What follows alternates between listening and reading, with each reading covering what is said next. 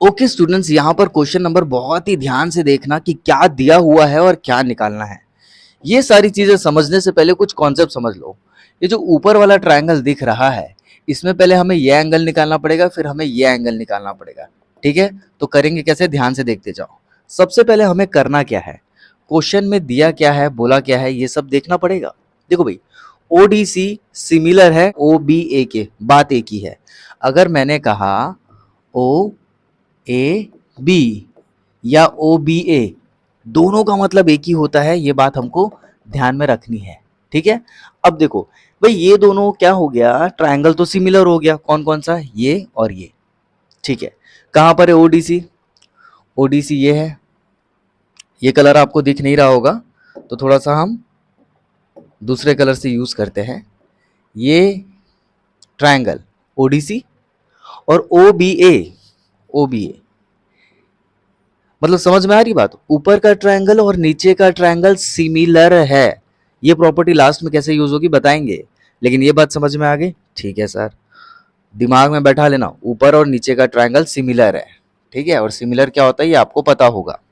ठीक है, इसके बाद क्या दिया है, बी ओ सी दिया है 125 डिग्री और सी डी ओ दिया है 70 डिग्री। देखो बीच में क्या आ रहा है, डी आ रहा है, इसलिए डी कितना दिया है, 70 डिग्री दिया है। यहां देख लो, सी डी ओ का मतलब होगा सी डी ओ, ये एंगल कितना दिया हुआ है, 70 डिग्री दिया हुआ है। ठीक है, अब देखो फाइंड क्या करना है, डी ओ सी, डी ओ सी, ये एंगल फाइंड करना है। तो कैसे फाइंड करेंगे, ध्यान से सुनते और देखते जाओ। सबसे पहले हम लिखेंगे as we can see from the figure. Figure से हमें क्या दिख रहा है, ये एक स्ट्रेट लाइन दिख रही है। ठीक है, देख लो, ये एक हमें क्या दिख रही है, स्ट्रेट लाइन दिख रही है। दिख रही है स्ट्रेट लाइन, तो लिखेंगे D O B, D O B क्या दिख रही है, एक स्ट्रेट लाइन दिख रही है। और स्ट्रेट लाइन का एंगल कितना होता है, वो होता है 180 डिग्री। ये तो हम पहले से ही पढ़ते आ रहे हैं। ठीक है सर, ये भी क्लियर हो गया। अब देखो आगे करना क्या है, यहां पर DOC और COB कितना हो जाएगा, 180 डिग्री। क्यों, क्योंकि DOB क्या है, एक स्ट्रेट लाइन है। जब DOB एक स्ट्रेट लाइन है, तो यहां देखो DOB क्या है, एक स्ट्रेट लाइन है, मतलब ये एंगल प्लस ये एंगल। समझ में आया, फिर से देखो, ये एंगल प्लस ये एंगल, तो DOC, ये आ गया आपका DOC plus COB plus COB, ये एंगल। तो ये एंगल और ये एंगल जब मिलेंगे तो क्या आएगा, ये आएगा हमारा पूरा 180 डिग्री।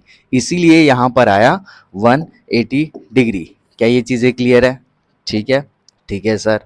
अब इसके बाद हम क्या करने वाले हैं, जैसे ही हमें पता चल गया ये 180 डिग्री है, तो हम ये लाइन लिख देंगे। इसके बाद हम देखेंगे कोई वैल्यू हमें गिवन है क्या। हाँ जी, यहां पर देखो, COB बोलो या BOC बोलो, बात एक ही है। तो इसकी जो वैल्यू है ना, ये 125 डिग्री दी है, तो रख दो। 125 वहां जाएगा, माइनस हो जाएगा, तो आपका DOC कितना आ गया, 55 डिग्री आ गया। मतलब हमें जो फाइंड करना था वो हमारी वैल्यू आ गई, कितना, 55 डिग्री। देख लो अगर यहां पर किसी को दिक्कत है तो। ठीक है, अब आगे बढ़े। देखो भाई, अब हम क्या ट्रायंगल लेंगे, DOC ट्रायंगल लेंगे।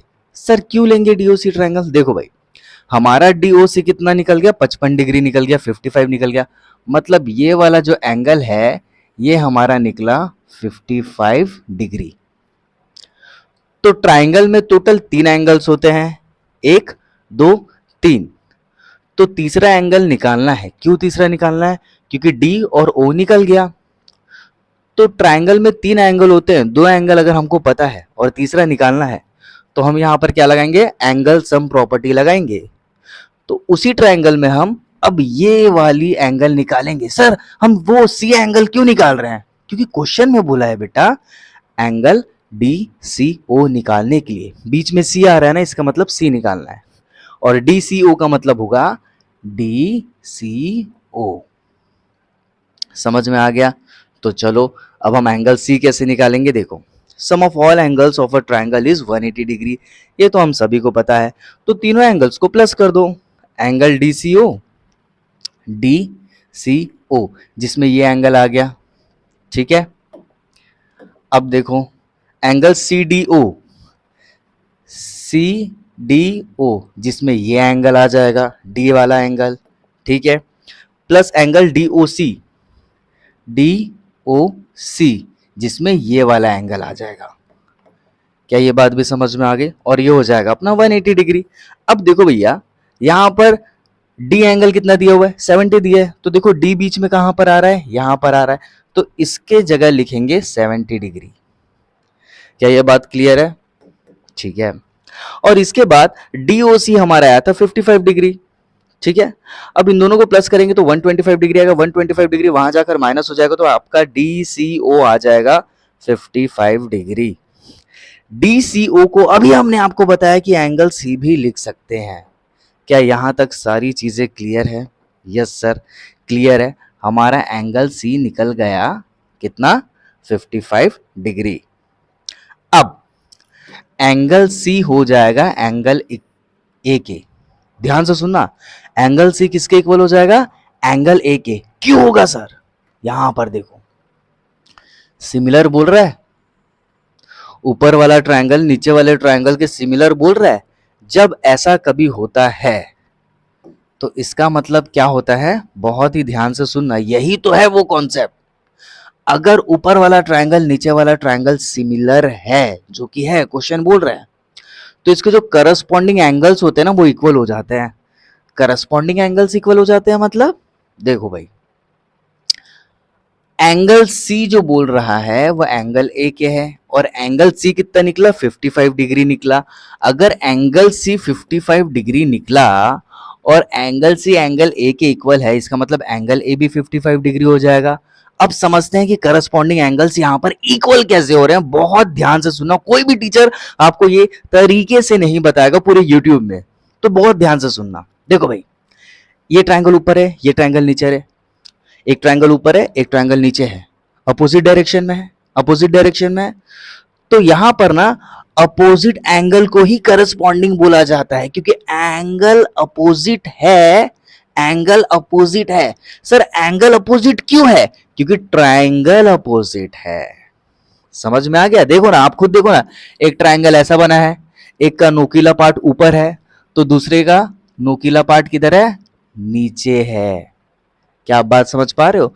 दूसरे का नोकीला पार्ट कहां है, नीचे है, तो ये अपोजिट हुआ कि नहीं हुआ, हुआ अपोजिट। वैसे ही ये अपोजिट हुआ, तो एंगल सी जब हमारा 55 है तो एंगल ए भी हमारा क्या हो जाएगा, 55 हो जाएगा। क्यों? Corresponding angles are equal in similar triangle.